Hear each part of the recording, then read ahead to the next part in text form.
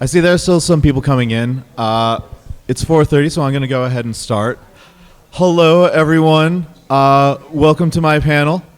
My name is Dr. Heath Campfire. I am currently just an adjunct math professor working at a community college, but I put together this panel for you guys. I gave it a long title. You can see, Mathematically Proving Your Game's Puzzle is Actually Solvable. I hope you guys enjoy it. I'm just going to get right into it. So, to start out the introduction, this is going to be mostly about one particular puzzle and what we can learn from it. And it's called Lights Out. Originally, this is what it looked like. It's a little handheld device. You can see it's got that 5x5 grid on it of different buttons, and those buttons can light up. I'll explain how the puzzle works in a second. Quick thing on the device. This was made by Tiger Electronics back in 1995. Have to give some at least years because I promised some math history in the description. So, how does the puzzle work? Well, if you would like to examine it through your own experience, up here we have a demo for you guys. If you guys would like to line up and come up and try and play it yourself, it will be projected onto here, but it'll be a nice other thing for people to focus on with my boring, mostly white slides. Look, I'm a mathematician. So if you would like to try and play the puzzle yourself, try your hand at seeing if you can solve it, feel free to do so. I ask if you see somebody try it out and they do successfully solve the puzzle, you give them just a little golf clap so that people can still hear other stuff going on for the talk, Okay, so the idea behind it is, you could see on here, but I will also show you this as well. This grid is the 5x5 that you would see on the Lights Out. The Lights Out puzzle asks you to put the lights out. So some lights are on, some lights are off. If they're on, then that's wrong. So imagine those X's are lights that are on. They're wrong, so we need to turn them off. And then if they're off, then that would be a green check. And of course, like I said at the bottom, we want all checks. We want all the lights out. So you start pressing some of the buttons, and what happens? That box, maybe that's the button that you press. So what happens when you press that button? Those change. So show you again. Not just the one that you chose changes. That red box is not the only one that changes from red to green, but also the ones above, below, left, and right. All the adjacent ones, they also change. They don't just change from red to green. They can also change from green to red. If we press this button, then the green check above it is going to change, as well as the two red checks on and adjacent to that square. Now you can see there. So, why am I talking about the Lights Out puzzle? First point is that it is pretty ubiquitous. Who here has played a game that has a Lights Out puzzle in it? Okay, who here, keep your hand up if you played more than one game. Keep your hand up if you played more than two. So maybe you haven't counted. Here's a quick list of some that I have counted, some that I have taken people's words for. Here's first a list of games that I have seen and double-checked for myself. And I also put these in roughly chronological order. Like I said, history. The Legend of Zelda game came out in 1993. The Lights Out puzzle is not the first iteration of this. That Zelda game had a 2x2 and a 3x3, and another variation that I'll talk about. But who here sees a video game franchise that they've played before? Here sees a game that they've played before, right? Yeah. So, it's been in a lot of different games. That's actually half of the video games that I have. I put I think because I have not checked these personally, but according to the internet, I apologize for not doing more research on my research panel. I kind of threw this together at the last minute. Yeah, this puzzle is in a lot of video games. I think pretty much every franchise that has puzzles in it at some point has some variation of this puzzle, which again, if you would like to play yourself, nobody's coming up anymore, and I think I know why. I think it's because nobody likes this puzzle. I get it. I kind of feel the same way. One of the reasons why I actually started like studying this kind of puzzle was because I just wanted to be like, maybe I can just program something, just figure out the math behind it, and then I'll just do the math, and then I won't have to worry about it ever again. And that actually did teach me a lot, hence I made this panel. So for more history of appearances, I also have one more. These are just handhelds like the Lights Out puzzle that I showed you.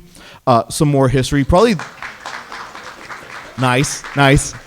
Probably the first instance of this puzzle was the Merlin over here. It was another handheld device, and it had a version of a 3x3 that was terribly designed. It does not work with the same, like, it changes all the adjacent ones. Each button actually works kind of differently, or at least the corners work different from the center, and the sides work different from the corners and center. It's bad. But yeah, there are plenty of different versions of this game, and I looked at not all, but a lot of them, and learned a lot from it, including some things that make this puzzle actually interesting. I said that it's ubiquitous. That's not a property of the puzzle. It's the other properties that made it ubiquitous, that made people say, okay, I can do this. I can make my own Lights Out puzzle, and I can put it in my game. But why is everyone using this puzzle? Here's another reason. It is adaptable for pretty much any setting. So here's some examples. These are all examples that I talked about before, right? Super Mario RPG was on the list, Diablo, Knights of the Old Republic, and on the bottom right, that is the Mata Nui online game. It is that is the first time I ever saw this puzzle back when I was just a wee baby. And yeah, I actually spent a lot of time as a 7-year-old trying to figure out how to solve this puzzle. So I said it's fit for any setting. So when you look at these different images, you kind of see that these are not nearly the same kind of game. All but the Bionicle game are 3D. You don't have to have it in 3D. It actually, in my opinion, kind of works better in 2D. That Bionicle game is a point-and-click game. It's pretty good puzzle to point in a point-and-click game. But all the other ones are like 3D games. Nice. Congrats. A lot of them are RPGs, plenty of puzzles in RPGs. It's more fit, of course, for game series that have puzzles in them, although it did appear in... What were some examples I had back there? Sorry for... Borderlands 2, for example, is on there. Watch Dogs 2. It's in a lot of different kinds of games, right? You can adapt it to all kinds of different settings. It could be fantasy or sci-fi. Sci-fi kind of makes more sense. It's like turn all the lights out. The Bionicle one looks kind of steampunk-y, but Star Wars, that's definitely sci-fi. Diablo and Super Mario RPG are fantasy. How did this change in order to fit that? Mario's a platformer. You don't have to explain much about your world in a platformer, honestly.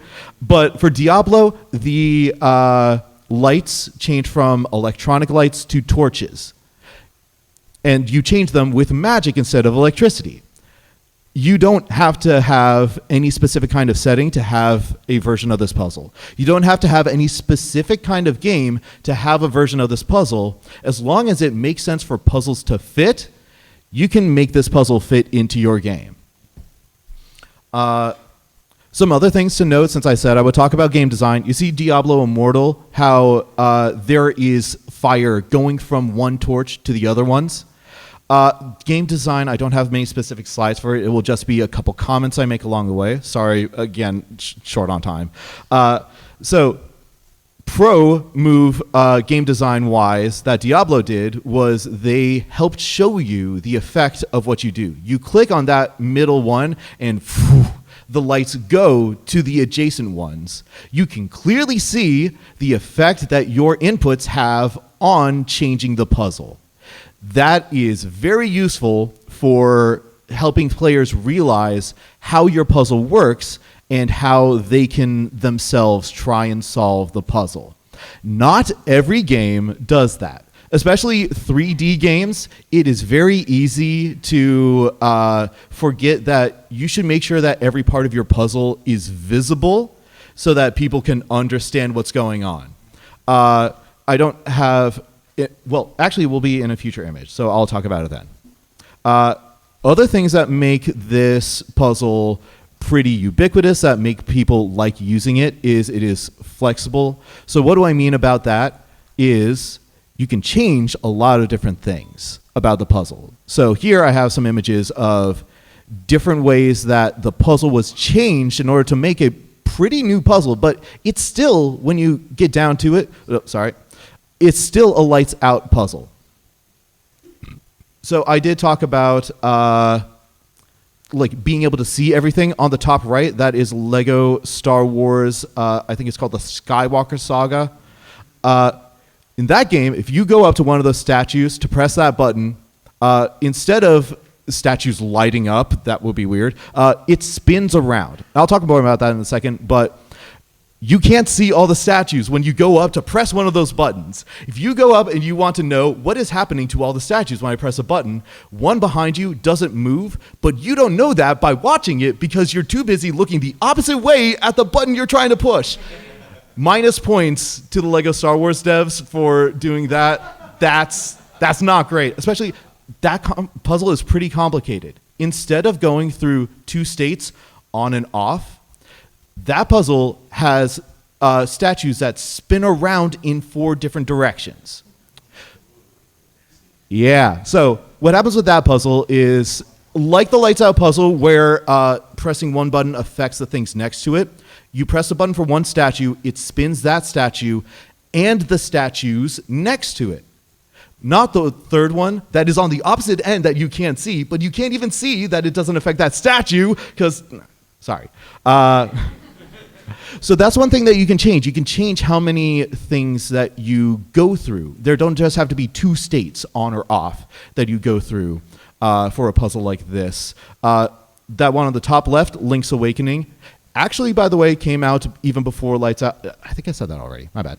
That is the third kind of puzzle iteration. That is just a 2x2, but that one goes through 3 different colors. I can't remember if it's red, then blue, then yellow, then back to red, or if it's blue, then red, then yellow. But it goes through 3 different colors instead of just 2 states on and off. Now, of course, you can see from my example and plenty of different versions of the game that you can play, but also from lots of the examples that I've shown, you can change the size of the puzzle. I very often see rectangles, lots of squares of various sizes, and lines as well, which is a 1 by whatever rectangle. But you don't just have to have a rectangle. On the bottom left, this is one of the latest chapters of Deltarune. Sorry for the spoilers. And this has a rectangle, but they changed the shape. There are 4 corners missing from it. You don't just have to have a rectangle to have a lights out puzzle. You can change the shape. Congrats, nice job. You could have other different shapes and tell people still the same thing, turn them all off or all on.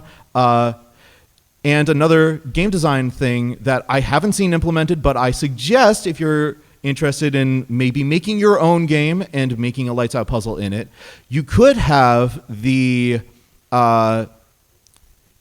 shape be something thematically relevant to the game. For example, maybe your character has to go and disable the security system in the evil Dr. Campfire's castle. And maybe, I'm going to switch back to some old slides for a second. In order to do that, you have the buttons in the shape of a C for campfire or anything like that. Throwing that out there, you can have the choices for your shape be something relevant to the puzzle, and then that is another aspect of that. Maybe you have something like this bottom right corner. This is a game in Desmos, which is a graphing calculator online. You can program games in it, apparently. And this person made a hexagonal grid. Maybe you're trying to defeat the queen of the hive. And so it makes more sense to have something hexagonal instead of a rectangular square. Lots of options. This this puzzle is incredibly flexible for fitting all kinds of settings and all kinds of different games. And you can, even though people have already made their own, you can make your own version of this puzzle as well and still have some degree of originality. This isn't even covering all the different ways you can change it. I couldn't really find many images talking about this to illustrate it, but some of the handhelds, I couldn't find images of people playing them. Some of them have not just the adjacent buttons changing, but instead of a plus, it's more of an X pattern. There's one where it changes everything a chess knight's move away from the button. So there are options. Maybe not options you want to explore, but there are options. Plenty of different things that you can try. See what works for you and what works for the game that you want to make. Yeah, there's no one in line. Go ahead and play as many times as you want. So there are lots of different things about the puzzle that make it interesting. The thing that interested me the most is it is a good way to teach some cool math. And thank you. Thank the 3 people who wooed. What's up? Is it fair to call this a cool math game? I mean, I might, but I don't think everyone in this room thinks that this is a cool puzzle. All right, so I'm not going to be able to teach a whole lot of the math very in depth, but I'm going to at least try, and I promised you, like, proving puzzles are solvable. I'm going to use this puzzle and how mathematicians would approach a puzzle like this and develop math for proving that a puzzle like this is solvable, so that if you have a different kind of puzzle that you are trying to work on and you want to prove that it is solvable, then you could maybe use some of these ideas and then prove that your own puzzle is solvable with some of this math and some of these ideas. So let's start with, how do mathematicians think about something like this? Well, we're asking, how do you solve a puzzle, right? So the big question is, nice. Does a solution exist? How do we answer a question like that? Well, we also have to ask, what exactly is a solution for this kind of puzzle? And that's going to be different for different kinds of puzzles. We'll talk about it for this one. Get something where we have a rigorous definition in how we can work with that. But depending on how specific or vague you get, nice. Great golf claps. You might not want to check every kind of solution for whatever your initial kind of solution is. So I'm going to introduce to you guys the ideas of an equivalence relation and kind of like representation. Important question, do some of these solutions work the same as others? If so, it would be a little redundant. Let's say you want to try and prove something solvable, and you've tried a bunch of things and you think that it's not solvable, but thinking isn't knowing, and trying something out and it doesn't work. That isn't a proof unless you exhaust absolutely all possibilities. But you can cover some of those possibilities with other ones if they're going to yield the same result. That is part of the whole idea behind an equivalence relation.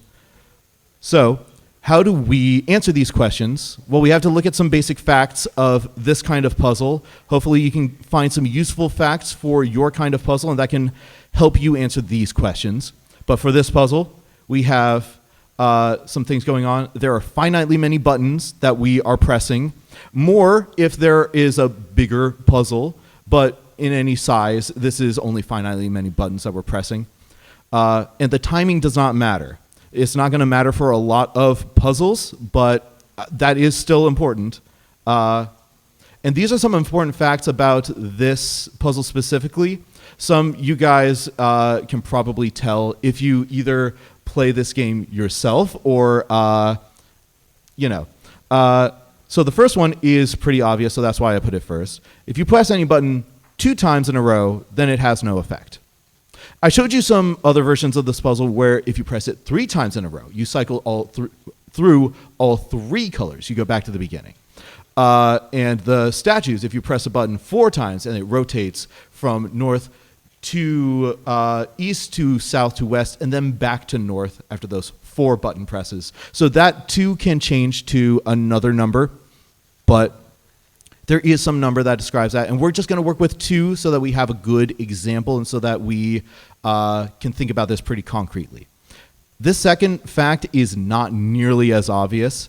If you push any 2 buttons, then pushing those 2 buttons will have the same effect no matter the order you push them in. You press button X and then you press button Y, whatever X and Y may be, then that has the same effect as pressing button Y and then button X.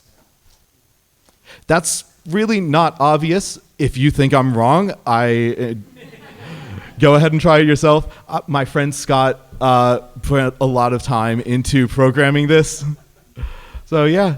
Hey, Scott. Give it up for Scott, yeah. So because that's not obvious and because I'm not going to go through the effort of proving that one, I am just going to go through the first fact first, and then I think that will help build things up. And also, that's the order I put in the slides, so here we go.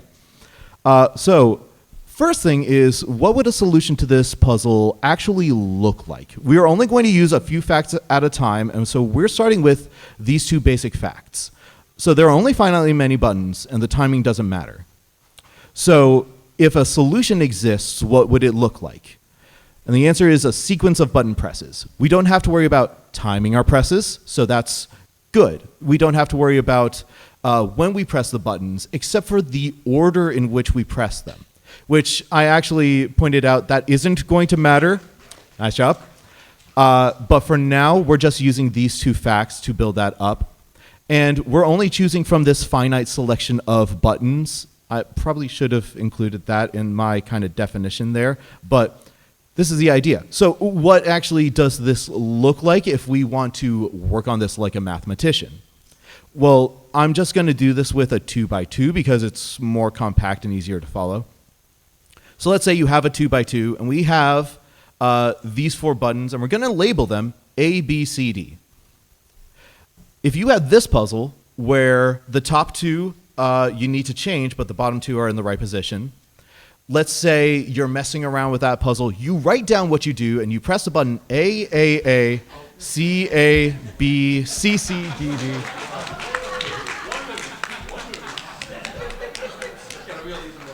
Nice.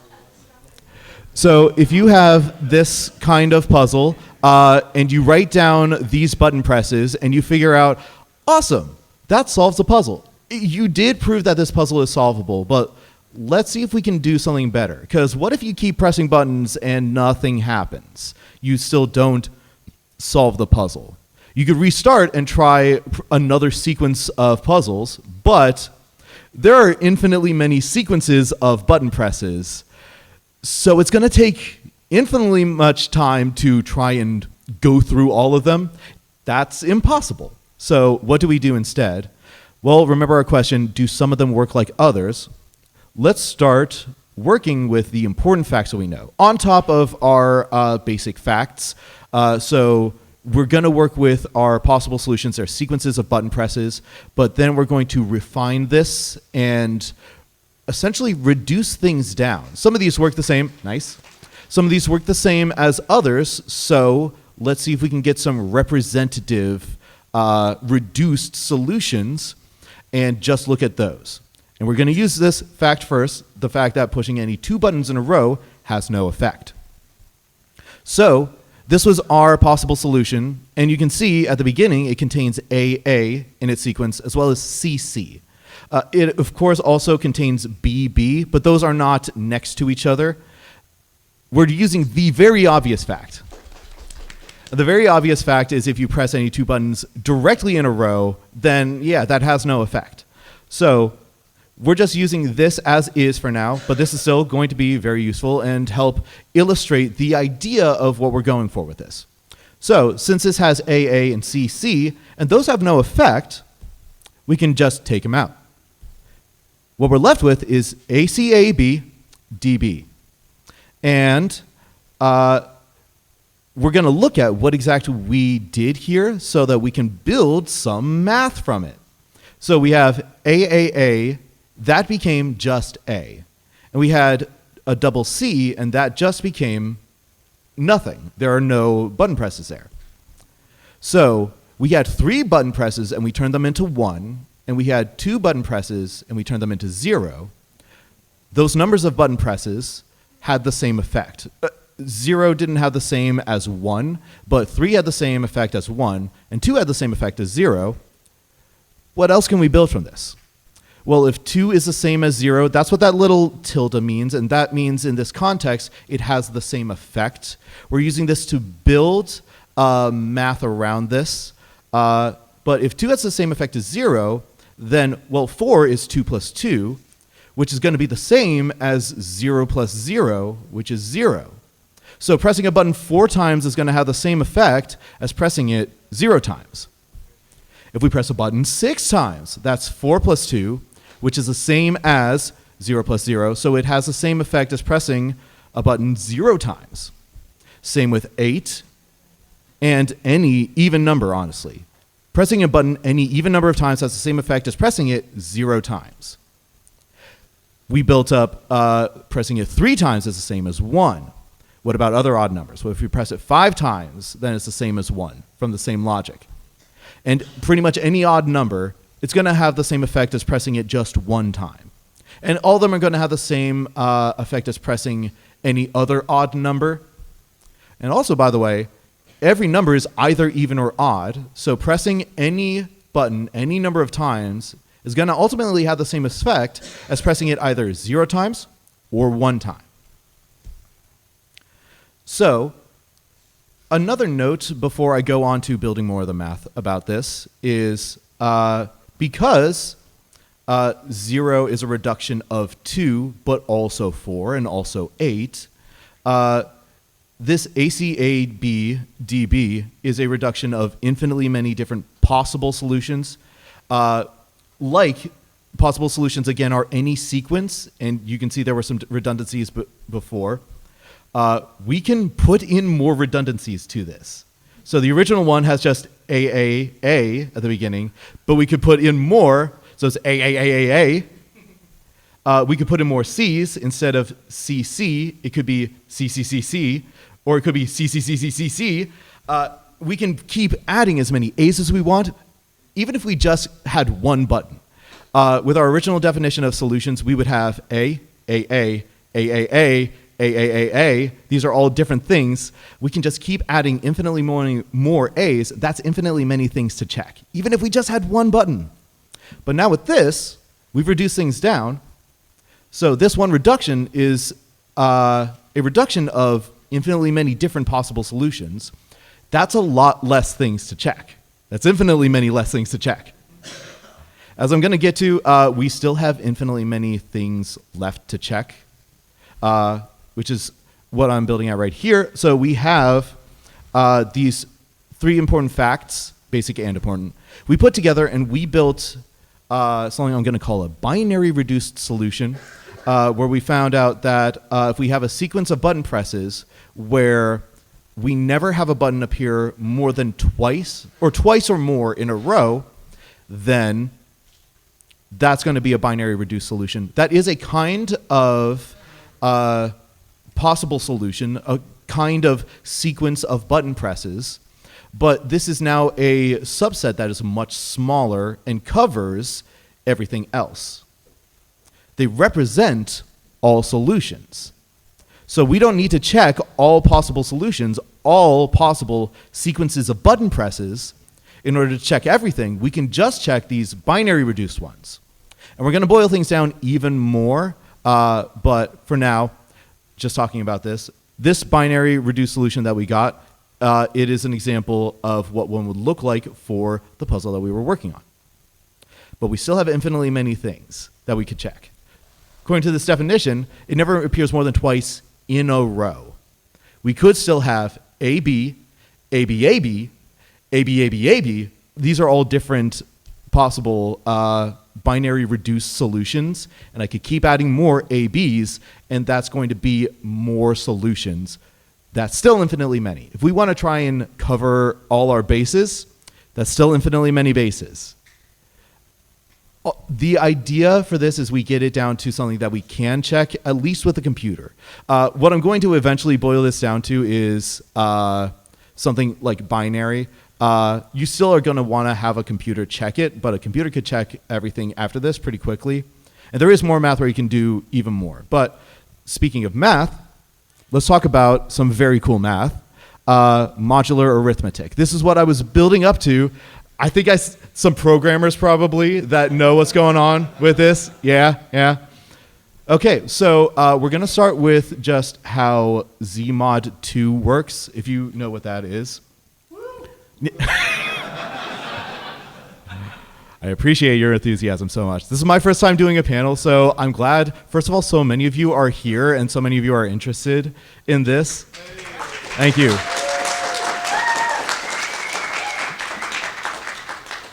Your applause. This one? All right. Thank you also for giving me a chance to drink some water for that applause. So how does Zmod 2 work? It's going to work like how we realized those button presses worked when we were like, oh, 2 works the same as 0 and any other even number. 3 works the same as 1. So 2 equals 0 in Zmod 2. The number 2 does not equal the number 0. This is not heresy.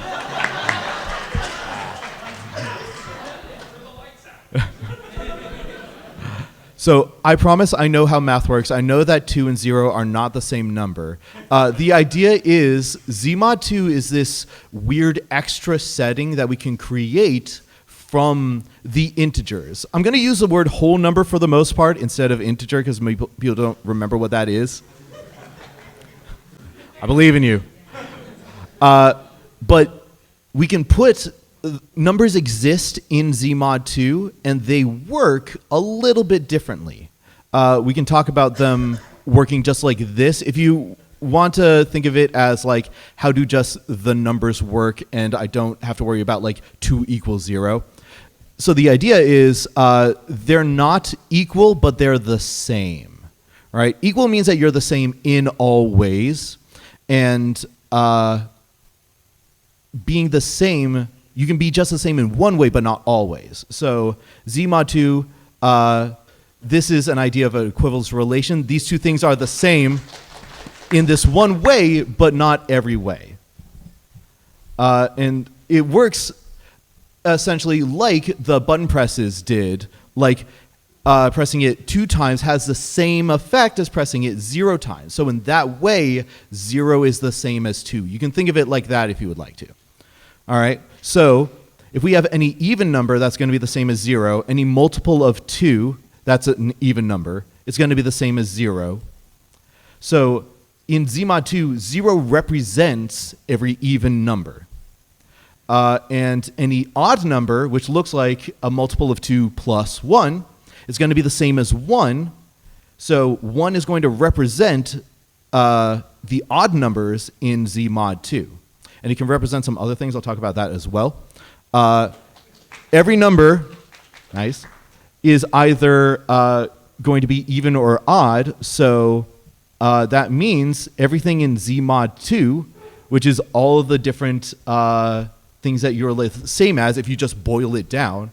It's just like every even number equals every other even number, so they all equal 0. So all the even numbers are just 0. All the odd numbers are the same as each other, so they're the same as 1. So they're just the same as 1. So you turn all the numbers into just what they are in Zmod 2, and that's just 0 and 1. Infinitely many numbers, but now you just need to worry about 2 of them in Zmod 2. And the cool thing about Zmod 2 is it actually has algebra on it as well. It isn't just like these two things exist and they represent these things.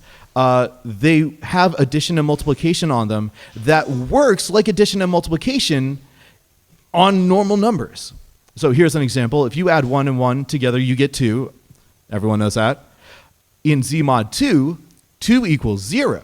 So 1 plus 1 equals 0 in Z mod 2.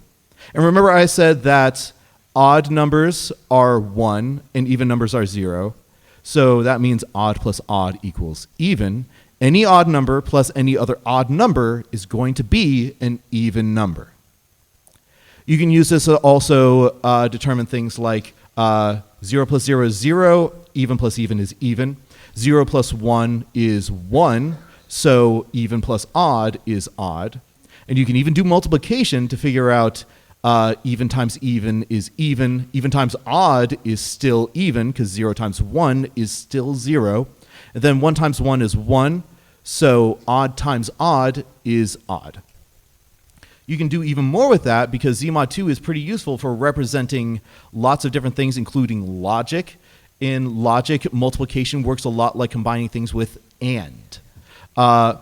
So this is an incredibly useful field of math. I wanted to make sure that I did quite a bit of introducing this to you guys because actually equivalence relations and specifically modular arithmetic are a fantastic thing in math, and I think they're very widely applicable. If you think that this is interesting, look them up more and look up some applications.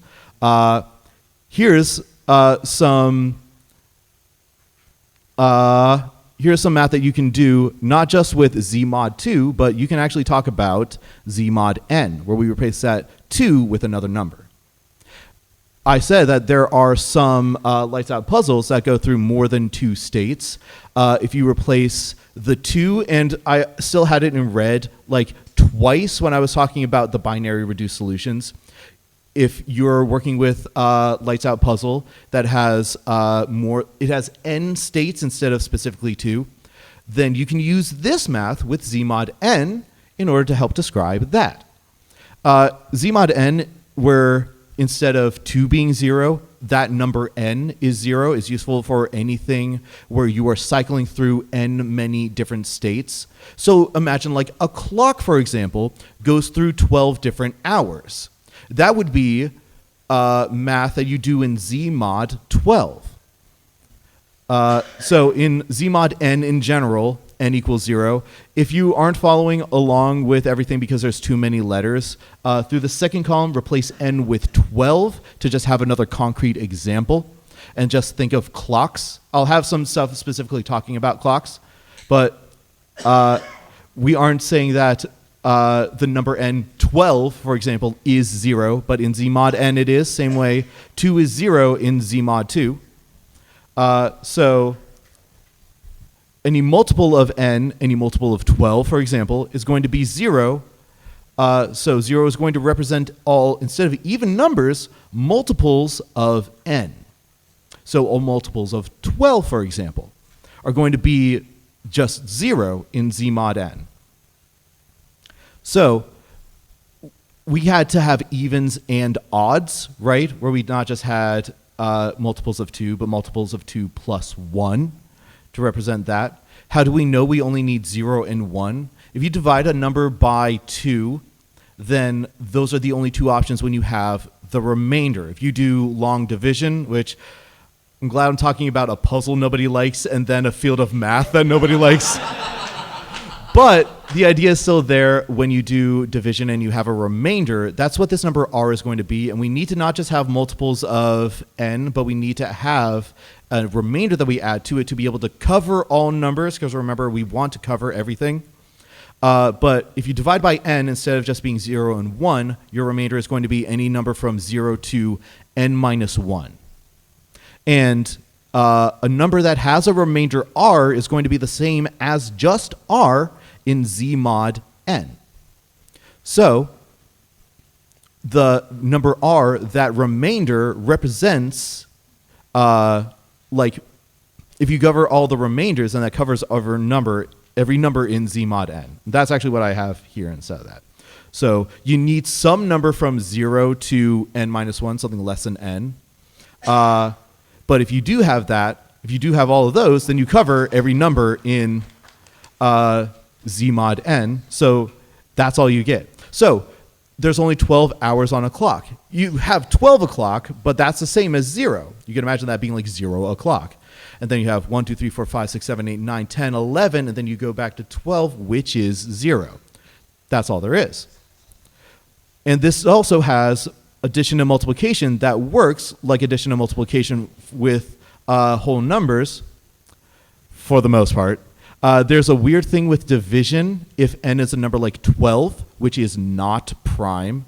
In that case, you get something called zero divisors. I won't talk too much about that. I'll instead just show an example of the addition. So 8 plus 7, add them together, you get 15.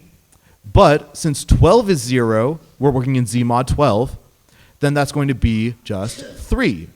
So I said that z mod n is useful for representing things that are cyclical, like time and hours on a clock. So if it is 7 hours past 8 o'clock, that's going to be 3 o'clock. And you can see that from that math that we did. 7 plus 8, or 8 plus 7 is 3 in z mod 12. So hopefully you won't have to work with z mod n, where n is a prime number for your puzzle. If you're doing that 4 rotation, what is it? The like statue puzzle in the Lego Star Wars game. That is actually, 4 is not a prime number, but that one's still solvable at least, but the math actually works out a lot harder, to be a lot harder if you do that. Not that I'm going to be covering exactly that math. I'm still just talking about, here's the idea of boiling things down and reducing them, with the notion that like this is the same as that, which is the idea of an equivalence relation, and we can generalize it to this, but using this idea of these numbers are the same as these other numbers, that's what we're using for our button pressing. Okay, so back to pressing buttons on this puzzle again. So the order in which you press buttons doesn't matter, because if you press any 2 buttons, you can press them in the opposite direction, the opposite order, and it has the same effect. So we can use that to reorder some solutions. Like this one, this was our reduced solution, remember? So this has CA in it, and it has DB. We can replace them with their alphabetically ordered versions, AC instead of CA, and BD instead of DB. And then we get this. So what else can we do with this? Well, we're still working with the same fact from before, where if there are doubles, we can just get rid of them. So this has AA and BB, and we can just get rid of them.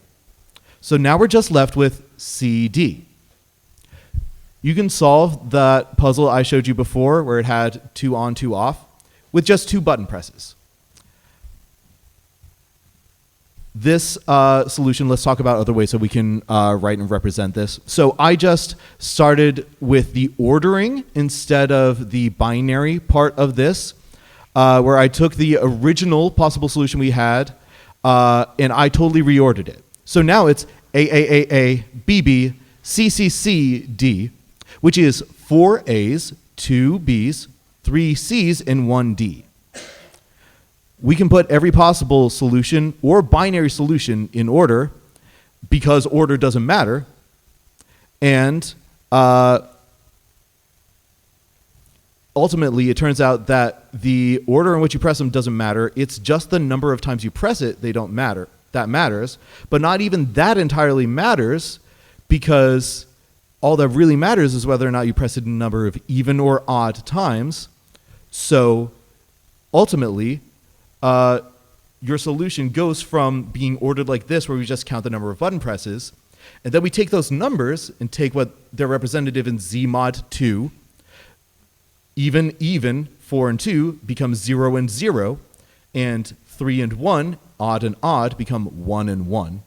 So now, this is a representation of, again, infinitely many solutions like we had before, but is if we just have solutions like this, will this boil everything down to finitely many solutions? And it actually will. Yep. So I'm going to call these the vector solutions because you actually have vector structure on these.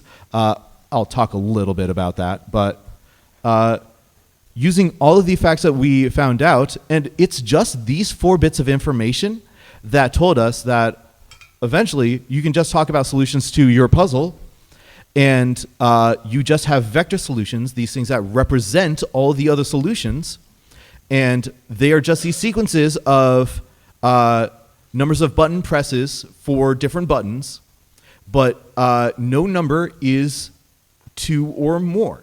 You just have zeros and ones. Again, 2 is highlighted because if you have your puzzle going through 3 states, then you change that number to 3, or if it's 4 states, you change it to 4, etc. And these vector solutions do represent all solutions because whatever possible sequence of button presses we have, we can order them, and then we just have a number of times we press the first button, then the second, then the third, etc. And then we just take those numbers and we're like, is it even? Then that's 0. If it's odd, it's 1. Same with the next one, same with the next one. And then we just get sequences of zeros and ones. Like you're working with binary, and you're only going to have a sequence that's so long because you only have so many buttons, and each button can either be 0 or 1. That's only finitely many things.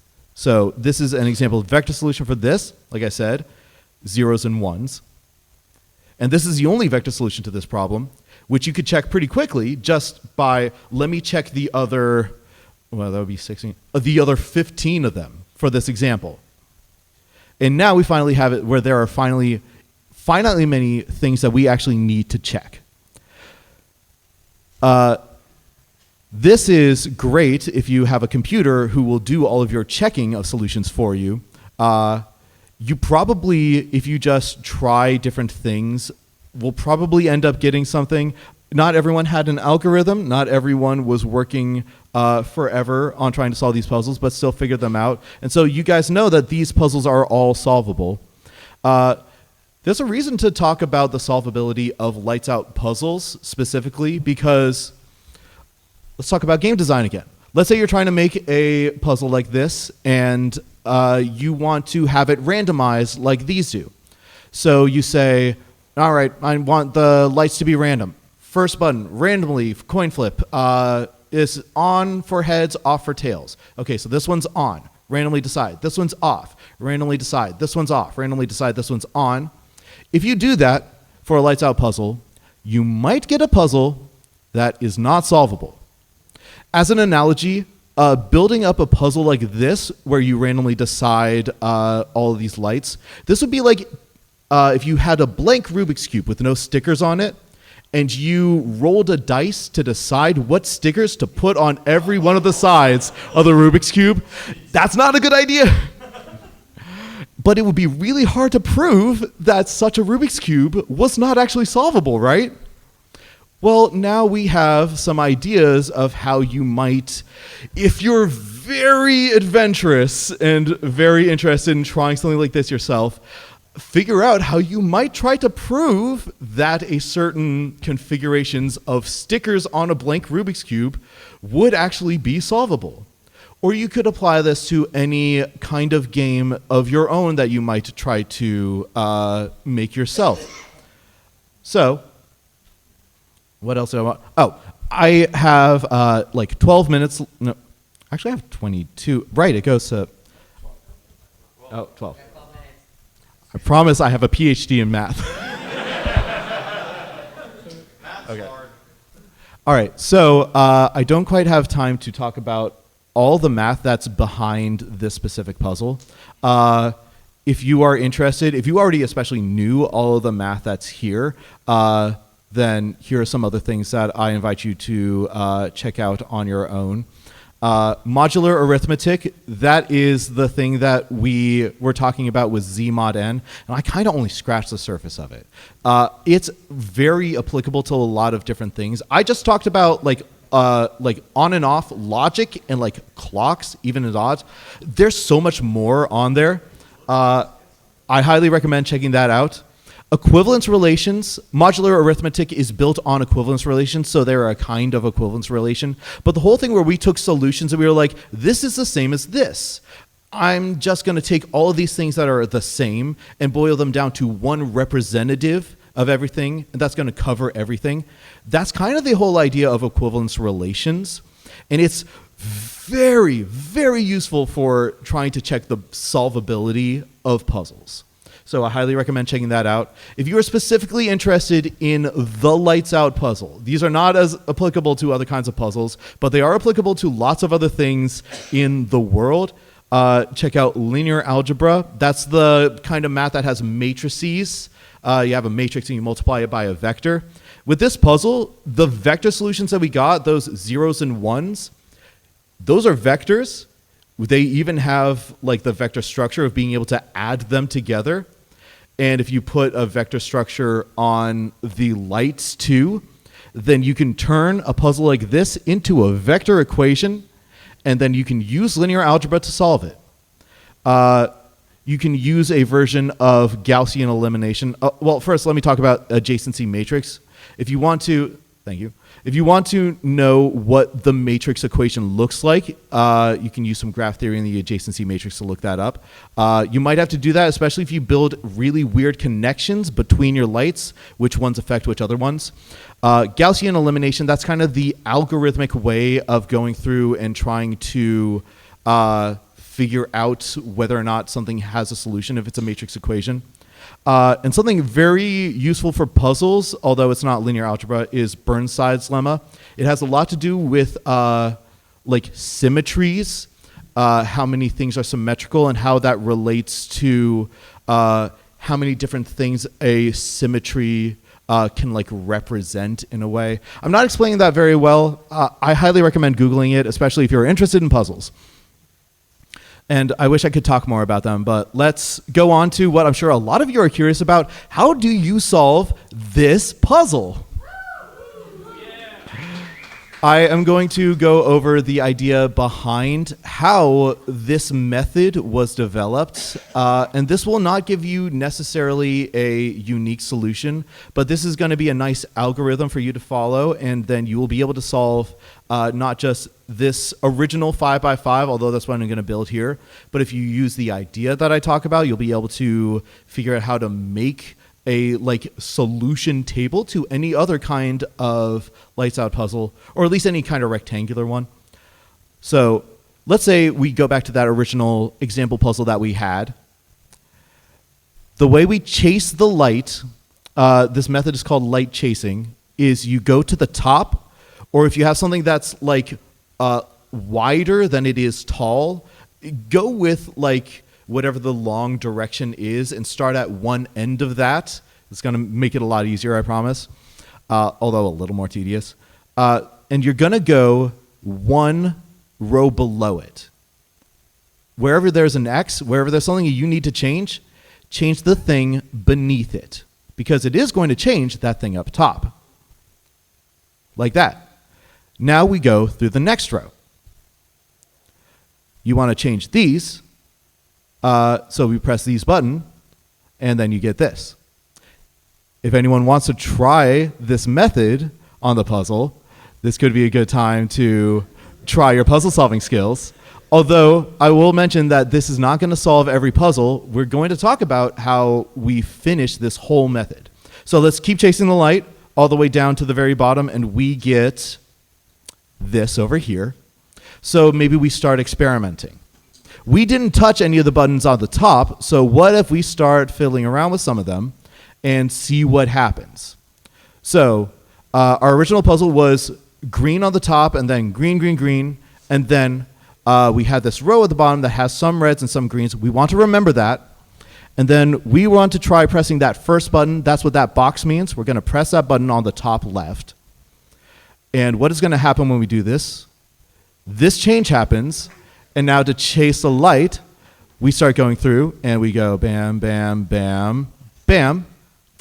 Okay, we still didn't solve it, but we learned something from this. So we started off with, like our bottom row was red, red, red, green, green. We press the top left button, chase the light again. I believe in you. I believe in you. So we get to this bottom row. So this is our new current puzzle. We're going to remember this. Top right. Mirror, top right. Top right, all right. Okay.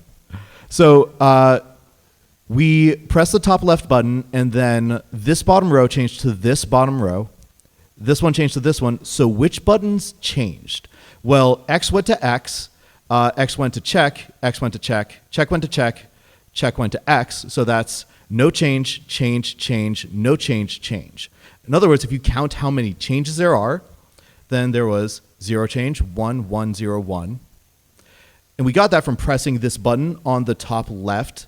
So that's what this is going to mean.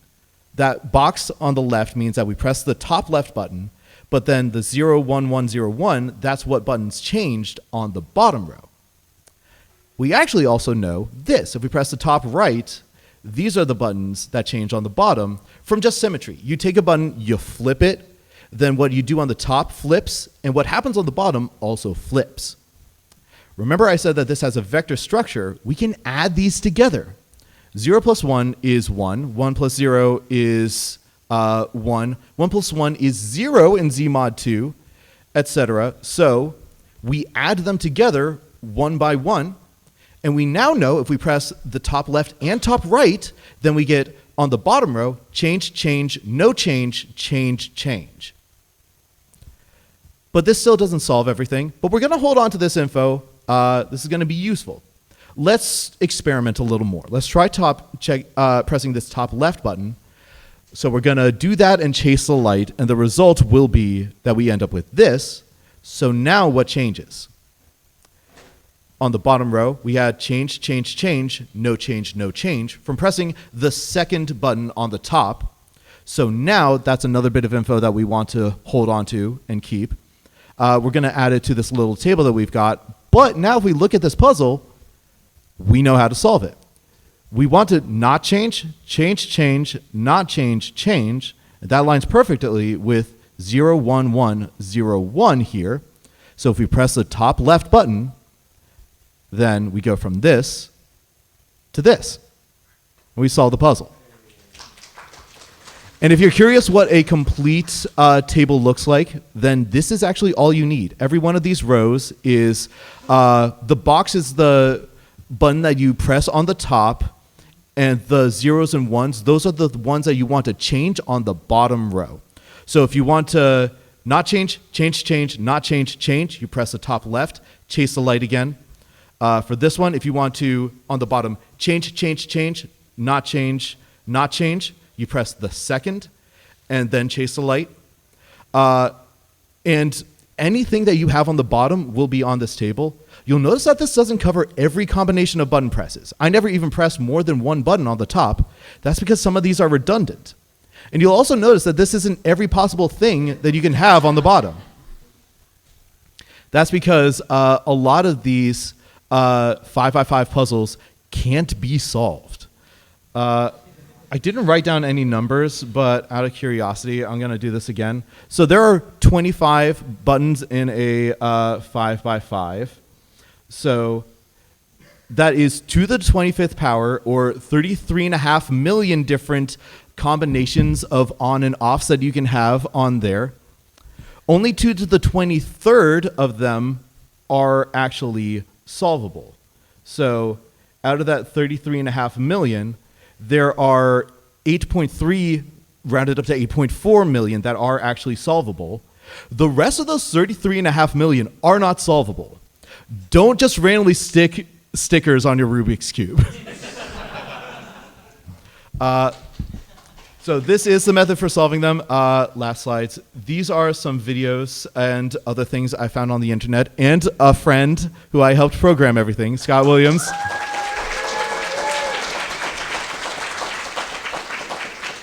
I couldn't have done this without the internet helping to guide me. I mean, I could do a lot of the math myself, but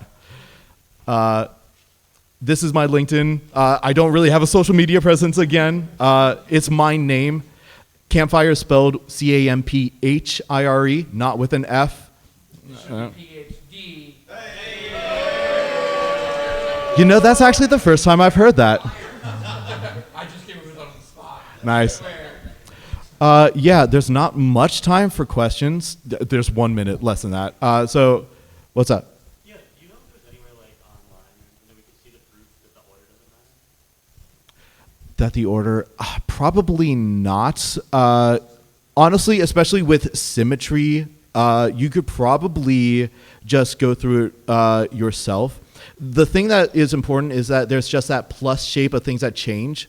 So, of course, if you press two things far enough away, that's not going to affect them. So you just have to think like, okay, if they overlap at all, how exactly do they change? And try one, then the other, and then, yeah, that's pretty much it. It's especially hard to tell because if you think of what's changing, it becomes a lot quicker. But if you think like, if I go from green to red, then it goes back to red to green, that's tougher. It's really it's a +1 thing with a change in Zmod 2. Yeah. Any other questions? I think we are at time. What's up? Is there any way, like, systematical way to check it? I didn't hear the second half of that, sorry. Like, any systematical way to check the initial function? Like, basically, you say some of them are also. I would write down how it starts, write down what you do, like a good scientist, and then if you keep track of that, then that should give you some insight. Systematically trying to go through everything, it's going to be tough. What's up? Is there a more efficient algorithm than just guess and check for determining if a given matrix is solvable? What we're doing, like for example, what we're basically doing is we're compressing the number of valid solutions, and then we're just checking over all the potential valid solutions. Is there a more efficient algorithm than that? It is linear algebra, the Gaussian elimination will do that. If you look at the image of the matrix, you want it to be in the image of the matrix, essentially, if that makes sense. What's up? Fair enough. Once you solve the 5 by 5 or any puzzle, you just like write down the button you press, then you can do the algorithm that you go to, like swapping it, get rid of all the even ones, and then you have the fastest way. Yeah, so if you chase the light, that won't necessarily give you the number of the solution with the least number of button presses, but it will give you a solution. And if you want to boil that down to something pretty minimal, maybe not the least solution because linear algebra, there can be more than one solution. You just, in Zmod 2, what does it end up being? And that's all zeros and ones. Those are the smallest numbers that they can be. All right. Thank you for coming. Thank you for enjoying my talk.